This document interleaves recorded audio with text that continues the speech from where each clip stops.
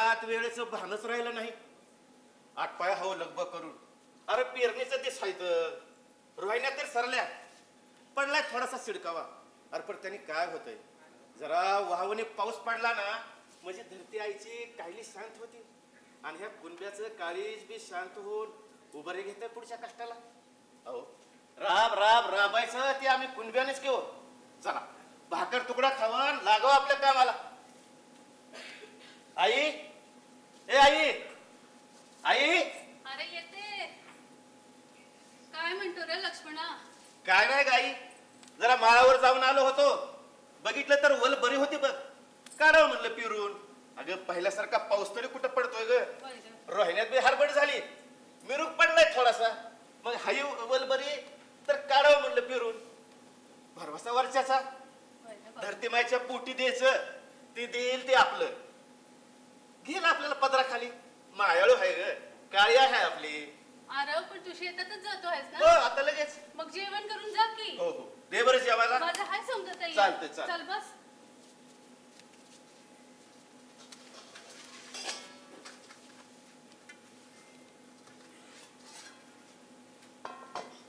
आज पिठलं भाकरी केलंय बघ. हा माझ्या आवडीचं. माझ्या आईचं पिठलं भाकर म्हणजे काय हो ग. चल बाबा खा. अरे तू त्या भुजंग सावकारकडे गेलता ना? दिलं का त्यानं पैक? कुठला देतोय ग. त्याच रडगाणं गात बसला. म्हणला ज्यांनी नेलंय त्यांनी सुद्धा दिलं नाही यात सुद्धा दिलं नाही. आई तुला सांगायचं राहूनच गेलं बघ. काय रे पोरा? अगं लगीन घाईन पिरणीची काय सारखीच असते बघ. तुझं मंगळसूत्र होतं का घरात? होय. तेच ठेवलं बघ त्याच्याकडे घाण आणि आणलं 50,000 रुपये. अरे मग त्याचं काय एवढं मनाला लावून घेतोय? आता कुठं जाणार होती मी सोन्याचं मंगळसूत्र मिरवत. तूच आहेस बघ लेकरा माझा खरा दागिना. अरे लेकरा आपलं हे भोग विसरतील बघ.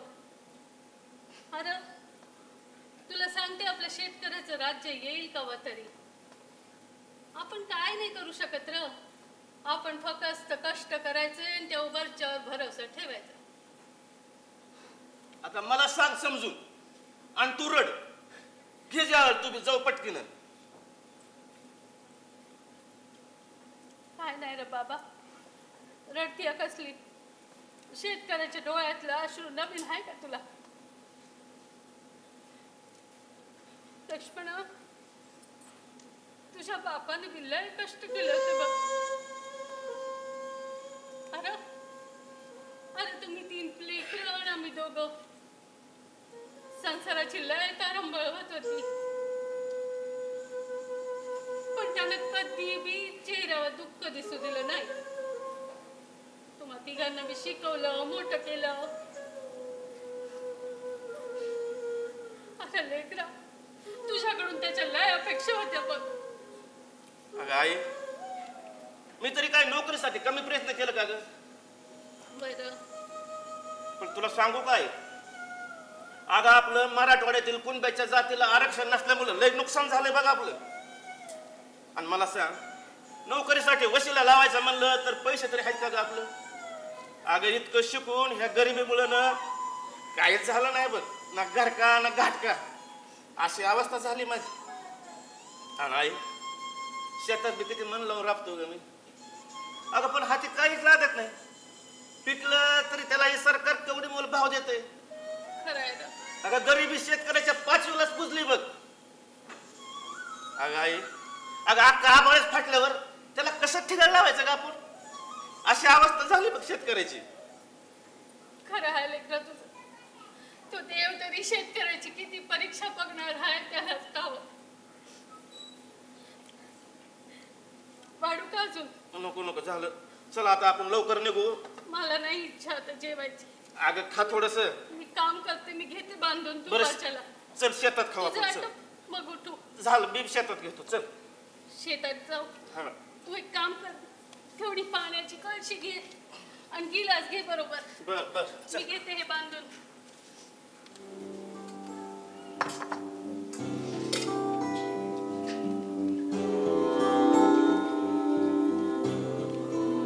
नाट्यदेवता रंगदेवता व रसिक प्रेक्षकांना विनम्र अभिवादन करून आनंद यात्री धाराशिव विभाग सानंद सादर करीत आहोत. शेतकऱ्याच्या जीवनावर आधारित शेतकऱ्यांची व्यथा मांडणारी एकांकिका आत्महत्येचा शेवटचा प्रयत्न. लेखक संदीपान कोकाटे, दिग्दर्शक डॉक्टर तात्या कोकाटे आणि युवराज वाळचकर.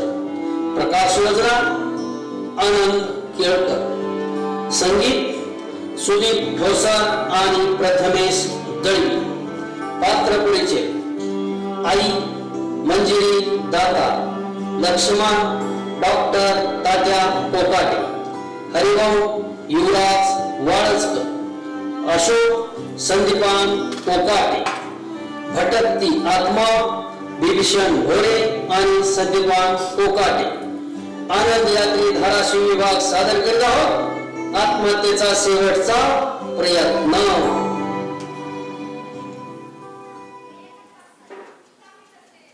आई, बरं अगं आज शेतात सगळं पिरून काढलं बघ, सगळं काम बी केलं शेतातलं. आज खूप कंटाळा आलाय बघ मला आई, आणि मला लय भूक लागली. दे बरं जेवायला थोडस. अरे बस की, वाढते ना, बस.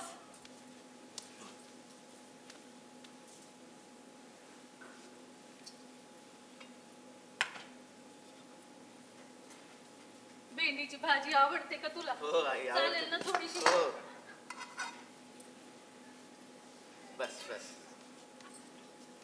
पाणी आणू? हा दे की पाणी.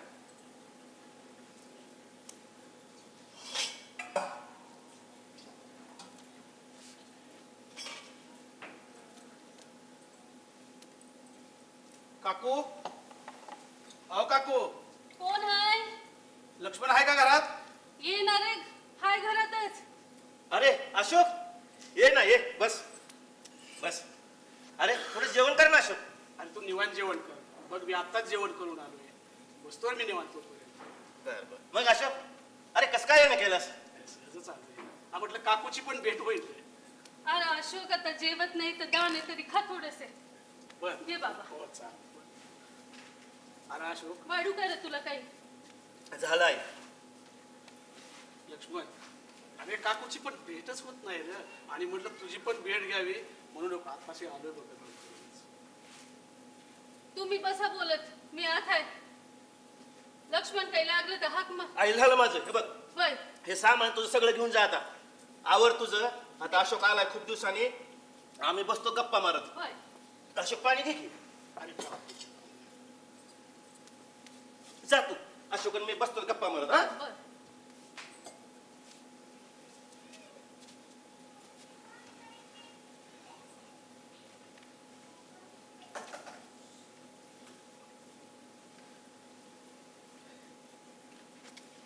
मग अशोक, काय चाललंय रे? काही नाही, चालू आहे लवकर. अरे लक्ष्मण, कसं रे भागवली पेरणी? काय सांगू तुला मित्रा, तुला तर आमची परिस्थिती माहिती की रे. घरी 1 रुपयाही शिल्लक नव्हता बघ. कसं रे भागवली? काय करणार? अरे आईचं मंगळसूत्र गहाण ठेवून त्या भुजंग सावकाराकडून 50,000 रुपये आणलेत बघ. तुला सांगू का अशोक, अरे पहिलंच कर्ज अजून फिटलं नाही रे, दुसरं काढायची बारी आली बघले गेले. अरे मित्रा, खरंच रे, मी तुला नक्कीच मदत केली असती, पण माझी परिस्थिती खरंच लईच खराब आहे. वडिलांच्या आजारपणामध्ये सगळंच पैसे संपले. अरे अशोक, मी तुला काय आज ओळखतोय रे? मला तुझी परिस्थिती सगळी माहिती रे, म्हणून तुझ्याकडनं हे मागणी केली पैशाची मी रे. अरे बघ ना, कोरोनामध्ये वडील पहिल्यांदा आजारी पडले बघ, त्यावेळेस रोख 3.5 लाख रुपये खर्च झाला. त्याचं बिल निघतंय का नव्हतं तोपर्यंत दुसऱ्यांदा वडिलाला दवाखान्यात ऍडमिट करायची वेळ आली. सगळं पैसे संपलं जवळचं.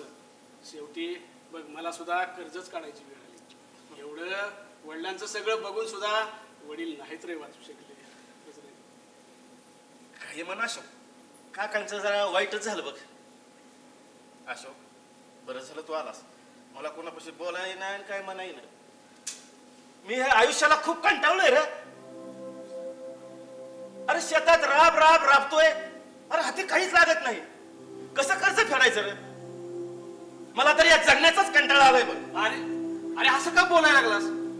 अरे ज्या वडिलांनी आत्महत्याच केली होती आणि तू त्या मार्गाकडे जायचा विचार आहे काय का तुला? काय करू मग? मला सांग. पहिलं शिक्षणात अपयश, घरची परिस्थिती नसताना आईबापाने शिक्षणासाठी खर्च केला. 12वीला बऱ्यापैकी मार्क पडले, पुढं कसा बसा पदवीधर झालो. तुला सांगू का अशोक, अरे मला तर असं वाटतं ना, माझ्या आईबापाला एखादा हुशार मुलगा असा पाहिजे होता बघ. अरे अशा चांगल्या आईबापाला अशी आमच्यासारखी सर्वसाधारण लेकरच कशामुळे देतो रे देव?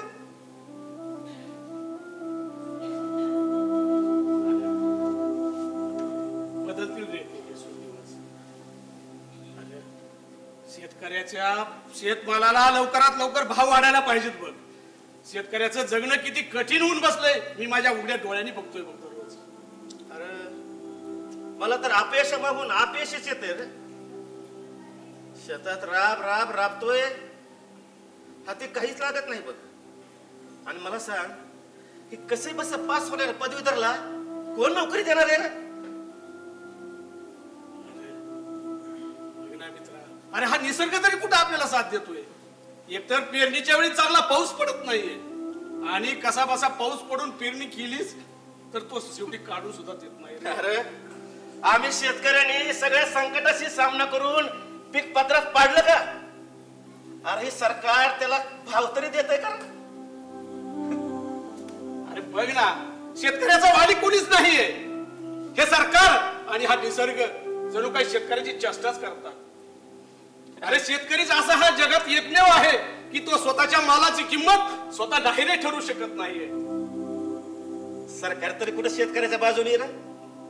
मला सांग, खताच्या किमती दिवसेंदिवस वाढतात आणि आमच्या शेतमालाच्या किमतीचं काय रे?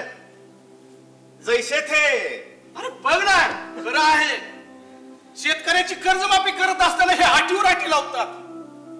अरे त्या उद्योगपतीचं हजारो कोटीचं कर्ज हे एका रात्रीमध्ये माफ करून टाकतात.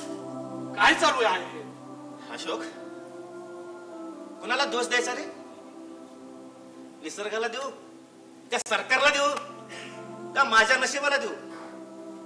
मला तर कुठंच आशेचा किरण दिसत नाही. पण अशोक, तुला सांगू का, अरे मी खरंच या जीवनाला कंटाळलोय रे. नको रे बाळास, नको रे बोलू असंच मित्रा. नक्कीच सापडेल रे काहीतरी मार्ग, नक्कीच सापडेल. एक ना एक दिवस नक्कीच शेतकऱ्याचं येईल. त्याच आशेवर आहे बघ अजून मी. मित्रा खरंच रे, खंबीर राहा. आपला एक ना एक दिवस नक्कीच येणार आहे. अरे खूपच उशीर झालाय रे. मला सुद्धा उद्या नोकरीच्या गावाला जायचंय, आणि उद्या अशी बी आषाढी एकादशी आहे रे. दरवर्षी तू पण वारीला जात असतेस, तुला पण वारीला जायचंय. मला निघायला हवं रे. बर ये अशोक, ये. काळजी घे पण. हो हो आज खंबीर राहा. हो आहे.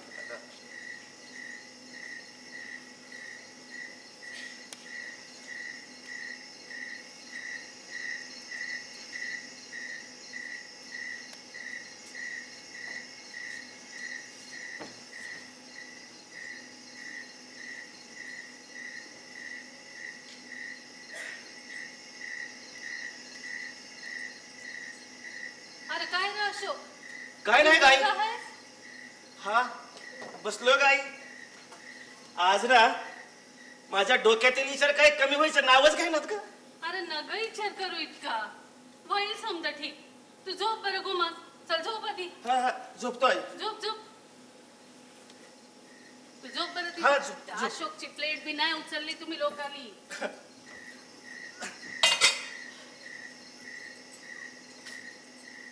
आणि आता काही विचार करू नको, झोप. हो आहे, झोपतो झोपतो.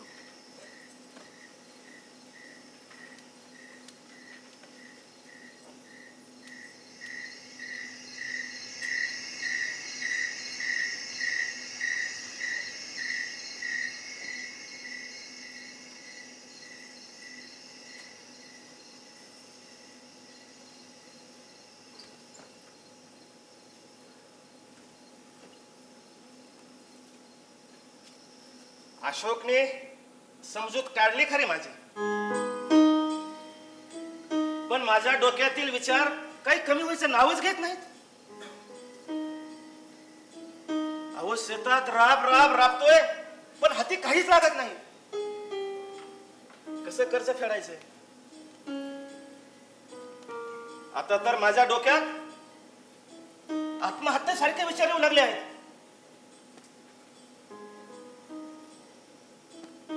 पण मी जर आत्महत्या केली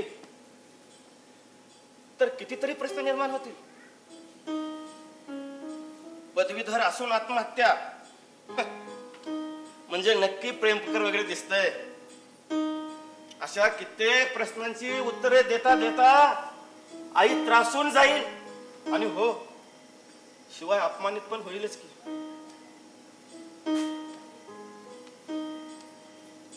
शेतीच्या उत्पन्नावरून रोज आमच्या घरी कुरबुर होतीच आहे. त्या कुरबुरीत माझी बी हजेरी असतेच की. नको नको नको झेजीन. पण मी जर आत्महत्या केली तर LIC साठी भरलेले हप्ते पण फुकटच जातील. असंही जगून माझ्या आईला काहीच फायदा नाही हो. कमीत कमी मेल्यावर तरी काहीतरी फायदा हो. पण आत्महत्या करून LIC साठी भरलेले पैसे नाहीत मिळणार. मग मला यासाठी माझा अपघातच घडवून आणावा लागेल. मग काय करावं बरं? विठुराया, आता मरण्यासाठी पण अभ्यासच करायचा का रे? हो, अभ्यास तर करावाच लागेल. कारण जर प्रयत्न चुकला तर अपंगत्व, आणि ते तर मरणापेक्षाही भयंकर. काय करावं?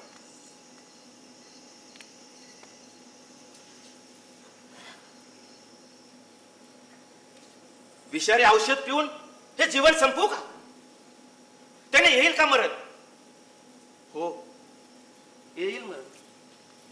पण समजा मी औषध पिलेलं कुणी पाहिलं किंवा कुणाच्या लक्षात आलं आणि त्यांनी जर मला दवाखान्यात नेलं तर? अहो, आहे तेवढी शेती विकून दवाखान्याचा खर्च करावा लागेल. मग माझा जगून तरी काय उपयोग होणार आहे? आणि औषध पिणं ही आत्महत्याच वाटेल ना, अपघात पण नाही वाटणार. नाही, हा पर्याय नाही योग्य.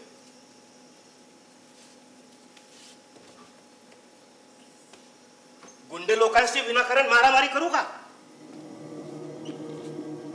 ते करतील का माझा खून? हो, खून केला तर बरं आहे, आणि फक्त हातपाय तोडले तर परत अपंगत्व. काही सुचत नाहीये.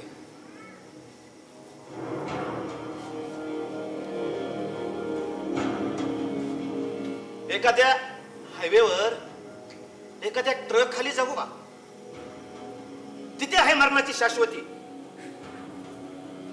हो, पण त्यासाठी ट्रकचं चाक माझ्या डोक्यावरून किंवा पोटावरूनच जाणं गरजेचं आहे. आणि समजा चुकून हातावरून आणि पायावरून गेलं तर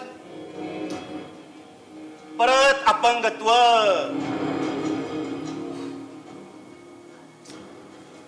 काही सुचत नाही. असं करू का? शेतकऱ्यांना लुबाडणाऱ्या हरामखोर राजकारण्याचा खून करू का? म्हणजे आपोआप फासावर जाईल. नको नको, हे हरामखोर राजकारणी मी मेल्यावर माझ्या आईला, माझ्या घरच्यांना किती त्रास देतील हो. काही सुचत नाहीये. आमच्या गावातील पाण्याच्या टाकीवरून उडी मारू का? पडलो असं म्हणून उडी मारून तिथे येईल का मरण? त्यासाठी मला डोक्यावरच पडणं गरजेचं आहे. चुकून हातपायच मोडला तर परत अपंगत्व. असंच करतो. आमच्या शेतातील विहिरीवर मोटरच्या फ्यूज मध्ये हातच घालतो. मग शॉक लागून येईलच की मरण, आणि अपघातीच मरेल वाटेल ना ते. हो, पण लाईटचा आहे का भरोसा? मी फ्यूज मध्ये हात घालायचा, 1 मिनिट लाईट जायची, परत येऊन लगेच जायची, तिथं बी हातच निकामी होईल. काही सुचत नाही.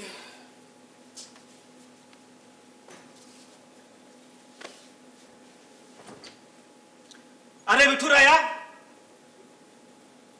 मरणाला तरी पर्याय दे रे. अशी ही उद्या आषाढी एकादशी आहे. मी आषाढीला येतोयच. तिथं आल्यावर तरी मला एखादा तरी मरणाचा पर्याय सुचव रे विठ्ठला. अरे तुझ्या आषाढीनेच मला किती सुंदर पर्याय सुचवलाय रे. चला, ठरलं तर उद्या सकाळी लवकर उठायचं, बार्शी पंढरपूर लोकल पकडायची. अहो, लोकल अशी ही फुलं असतेच की. थोडं उशिरा चढू आणि दरवाजामध्ये लटकून उभा राहू.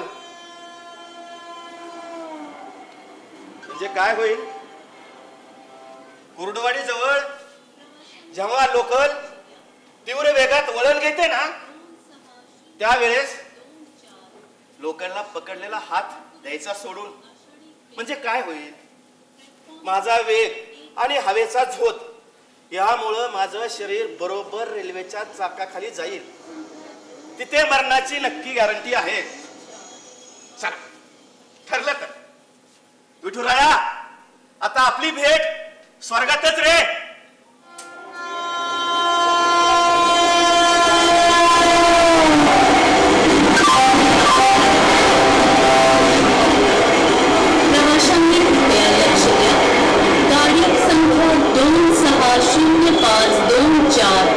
बार्शीवरून पंढरपूरला जाणारी आषाढी स्पेशल एक्सप्रेस प्लॅटफॉर्म क्रमांक 1 वर येत आहे.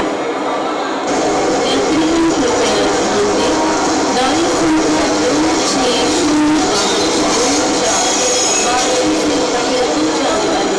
आषाढी स्पेशल एक्सप्रेस प्लॅटफॉर्म क्रमांक 1 पर आ रही है.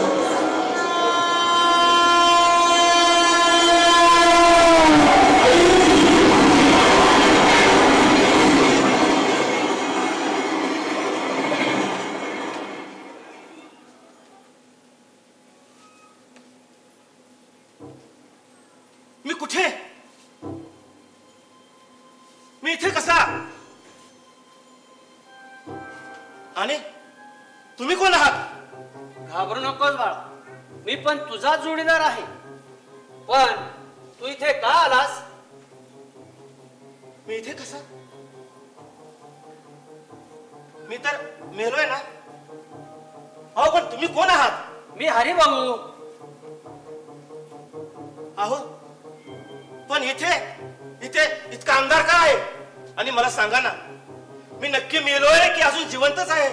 तू सध्या तरी मेलेला आहेस.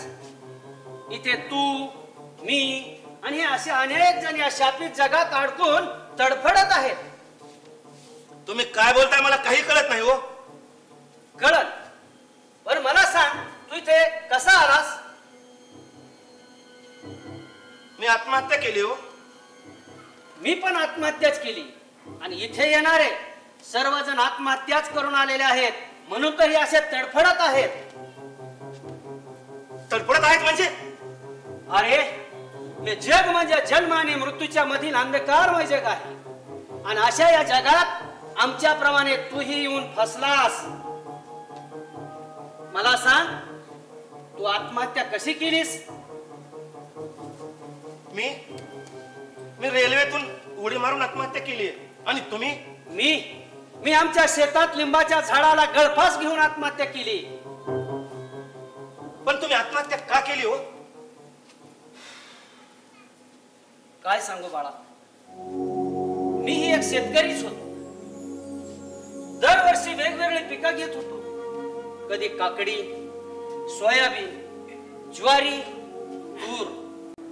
परंतु कधी निसर्गाचा कोप व्हायचा तर कधी त्याला भाव मिळत नसायचा आणि दरवर्षी अशानं माझं नुकसान होत गेलं आणि त्यामुळं माझंही हळूहळू कर्ज वाढत राहिलं होतं.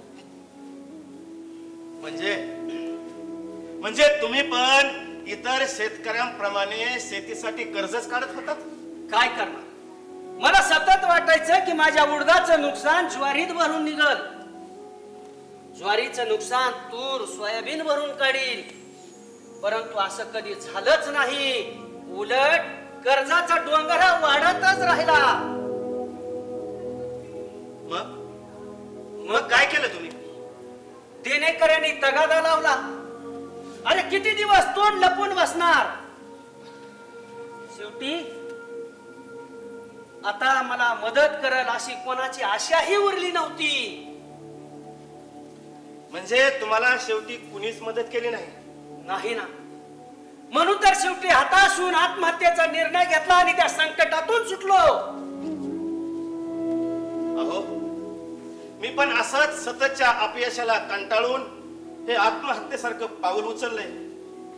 पण बाळा, मला आता त्या गोष्टीचा खूप पश्चाताप होतोय. तुला नाही का होत? मला अहो अजिबात नाही. मी जे केलंय ना ते योग्यच केलंय. असं? थांब बाळा, मला पण आणि इथे येणाऱ्या सर्वांना सुरुवातीलाही असंच वाटायचं, परंतु आता हे सगळेजण पश्चाताप करत बसले आहेत. पण वेळ निघून गेलेली आहे. मला नाही पश्चाताप होणार.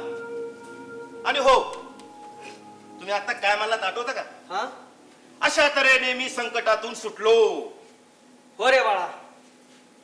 अरे माझा पण एक सुखी संसार होता. मला समजून घेणारी माझी बायको,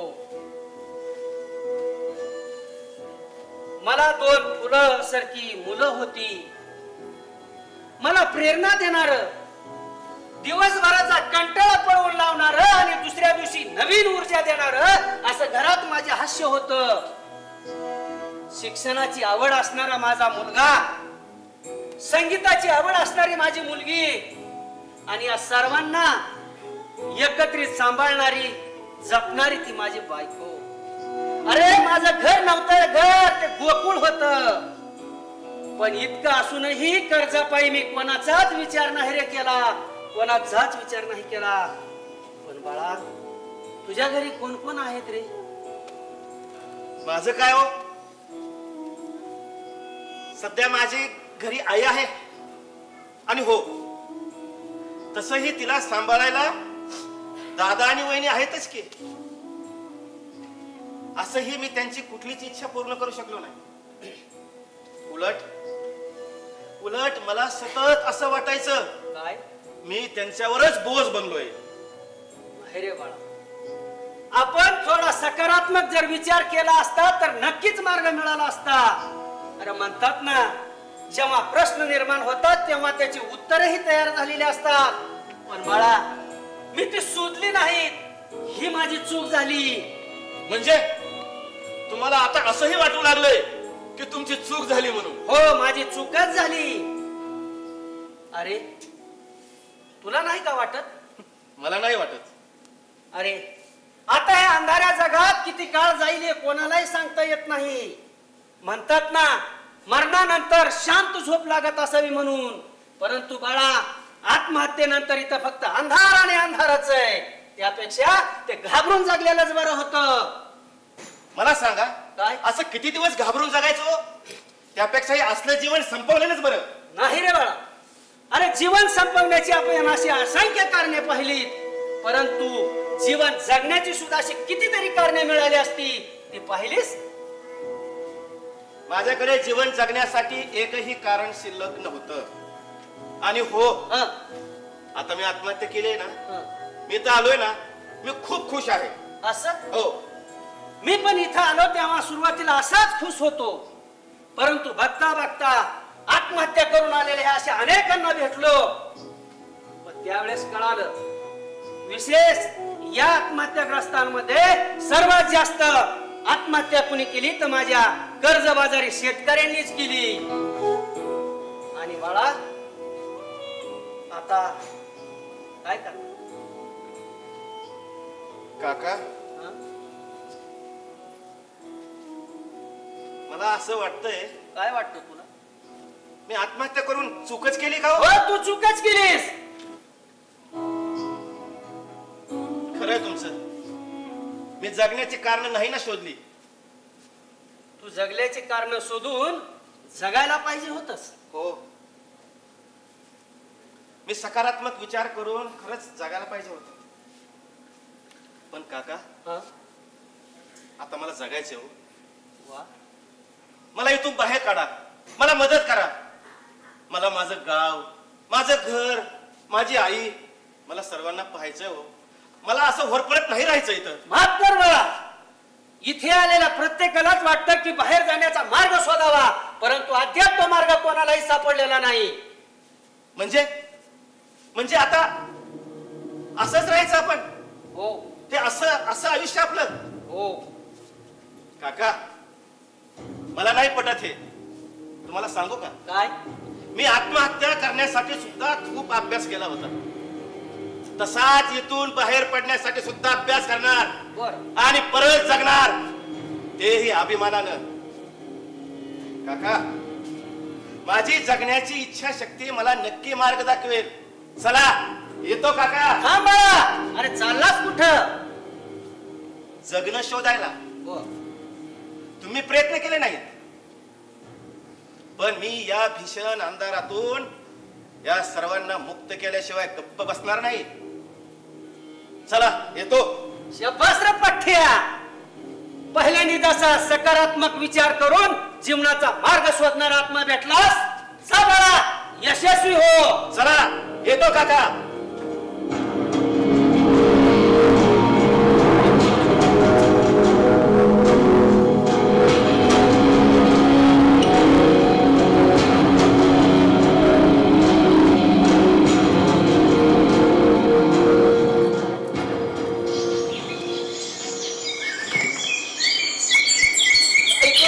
अरे काय रातभर सपन बघत होतस का काय? अरे नुसती बडबड बडबड. अरे काय काय बोलत होतास, मला तर एक सबूत बी कळलं नाही. काय झालं होतं र? म्हणजे मी स्वप्नात होतो? आई, तुला सगळं निवांत सांगतो मी. पोरा, आज तुझ्या चेहऱ्यावर मला वेगळाच आनंद दिसतोय. हो आई, आज मी खूप खुश आहे बघ. आज आषाढी एकादशी ना? वय तर मला पंढरपूरला जायचंय. माझी दशमी झाली का ग तया? हो, सकाळीच बांधून ठेवली आहे की तुझी रश्मी. माझी दशमी दे, मला आज पंढरपूरला जायचंय. तूच वय आता लवकर तयार. हो आई. मला बी उरकून जायचं शेताला. अरे तो जीपाला येऊन गेलं दोनदा. हो आई, हो आलोच. उरक तुझं. विठ्ठला, काय करत होतं पोरग रातभर काय माहिती. निस्ती बडबड बडबड, स्वतःच आवरून बी ठेवी ना काही. माझा जप राहिला तो राहिलाच की. माफ कर बाबा, जप तरी पूर्ण करावा.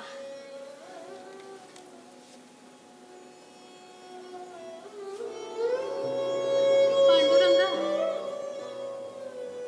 काय विचार करत असेल रहा? रात दिस फक्त विचारच करतोय आजकाल. लय गुणाचं लेकरू आहे बघ माझा. शाळेत गेलता, कॉलेजात बी गेला, पण नोकरी काय मिळाली नाही पोराला. लय कष्ट केले रे बाबा त्यानं. विठ्ठला, तुझीच कृपा आहे बाबा. कसं व्हायचं पोराचं तूच बघ बाबा त्याच्याकडं. अरे त्याचं लगीन व्हायचं हाय अजून. माझ्या मोठ्या पोराला तर भावानी पोरगी दिली म्हणून झालं वेळच्या वेळी लगीन. याचं कसं होणार? शेतकऱ्याला तर कोणी पोरगी बी देईना आजकाल. इतका शिकला सवरला, पण आमचंच नशीब खराब आणि आमच्या नशिबाच्या फेऱ्यात ते पोरग बी अडकलं. लय वाईट वाटतं बघ याच्यासाठी. इतकं काम करतोया, शेतात राब राब राबतोया, पण निसर्गानं नको का थोडस? आता या शेतकऱ्याची बी काळजी नाही कोणाला तर काय करणार? देवा रे, मला तर काय कळना बाबा. तुझीच आशा आहे रे बाबा. मन लागत नाही रे तुझं.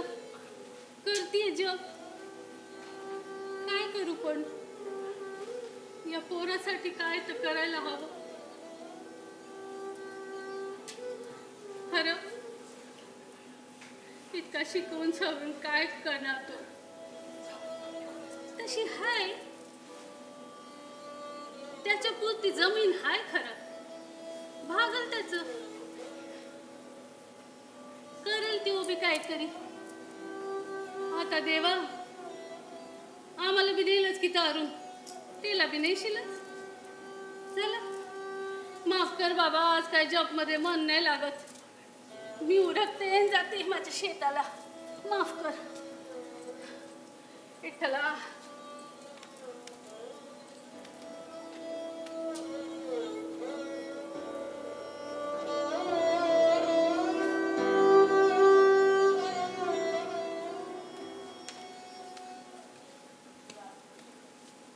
चला आपलं आवरलंय सगळं. आता निघावा पंढरपूरला. आई म्हणली ते जीपवाला बी दोनदा येऊन गेलाय. दशमी घ्यावी आपली आणि निघावं.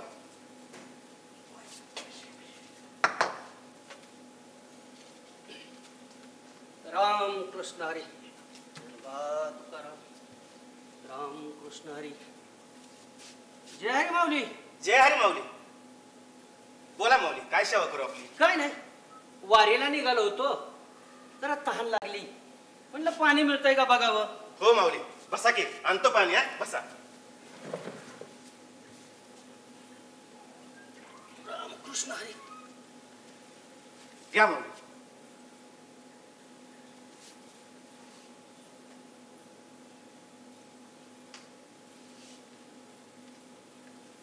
पांडुरंग. पांडुरंग. माऊली मला आपण कुठे भेटलोय का? अहो माऊली, मी सर्वांनाच भेटतो. जागेपणी झोपेत सर्वत्र मी भेटतो. नाही, जरा चेहरा ओळखीचाच वाटायला लागलाय. हो, भेटल्यासारखं वाटतंय मला. कुठं भेटलोय? कुठं भेटलोय हे काय नक्की आठवण आहे, पण भेटलो हे नक्की बरं का. असं? हो. काय बाळा, सापडला का नाही मार्ग मग?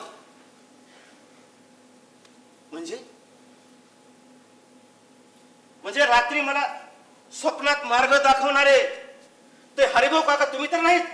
होय बाळा, मीच.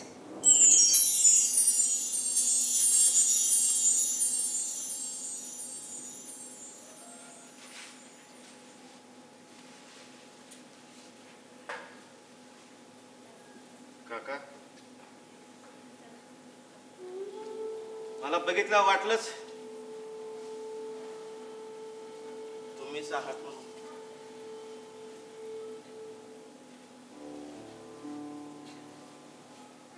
तुम्हीच हरिभाऊ आहात. होय बाळा. अरे हरिभाऊ काय, पांडुरंग काय, विठ्ठल काय, तो मीच. अरे माझं कामच आहे, जे चुकलेत ना त्यांना मार्ग दाखवणे, योग्य मार्गावर नेऊन सोडणे. पण कोणाला कसं चालायचं हे ज्याचे त्यानेच ठरवायचं असते. मी तर काय फक्त मार्ग दाखवणारा. चालायचे तर तुम्हालाच आहे. देवा, देवा, मला आता माझी चूक कळली. मी आता असला मूर्खपणा कधीच करणार नाही, आणि हो, कुणाला करूही देणार नाही. देवा, तुम्हाला मी एक शब्द देतो. काय? हा माझा आत्महत्येचा शेवटचा प्रयत्न होता. मरण्यासाठी तुमच्याकडे असंख्य कारणे असतील, परंतु जगण्यासाठी त्याच्या दुप्पट कारणे असतात. अहो, तुमच्या शेतात, तुमच्या धंद्यात, तुमच्या व्यवसायात नुकसान झालं तरी मागे हटू नका. त्यातूनही मार्ग शोधा. चुका शोधायच्या आणि यश गाठायचं. अरे यश हे तुमची वाट बघत बसलेलं असतंय, पण प्रत्येकाचे मार्ग वेगळे असतील, वेळही वेगळे असेल, परंतु योग्य वेळ येण्याची वाट पहा आणि दुसऱ्याच्या यशाची तुलना स्वतःच्या यशाशी कधीही करू नका. या वर्षीपेक्षा पुढील वर्षी अधिक उत्पन्न कसं काढता येईल याच्यासाठी प्रयत्न करा. हिम्मत हरू नका. प्रयत्नही तुमचेच असतील, चुकाही तुमच्याच असतील, मेहनतही तुमचीच असेल आणि स्वप्नही तुमचीच असतील, आणि मग मार्गही तुम्हाला सापडतील. तेव्हा यश हे फक्त तुमचंच असेल. अहो, आयुष्य हे खूप सुंदर आहे. कष्ट करून ते अधिक सुंदर करण्याचा प्रयत्न करा. शिक्षणाचं, स्वप्नांचं, प्रयत्नांचं आणि कष्ट करून यश मिळवण्याचं वय हे कधीही संपत नसतं, कधीही संपत नसतं.